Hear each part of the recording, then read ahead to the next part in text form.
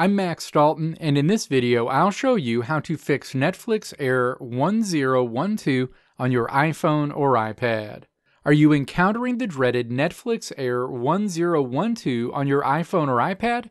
This error can be a real spoiler, especially when you're all set to binge your favorite series or watch a new movie. Whether it's caused by network issues, app glitches, or something else, there's no need to let it disrupt your viewing experience. Step 1. Open the Settings app on your iPhone or iPad. Step 2. Scroll down this menu and then tap Netflix. The Netflix screen opens. Step 3. Tap to toggle on Reset.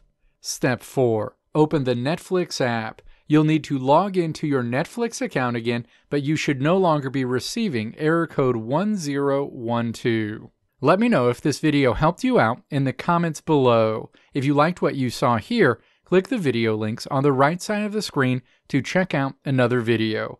Or click the logo on the left side of the screen to check out my tutorial website at www.maxdalton.how.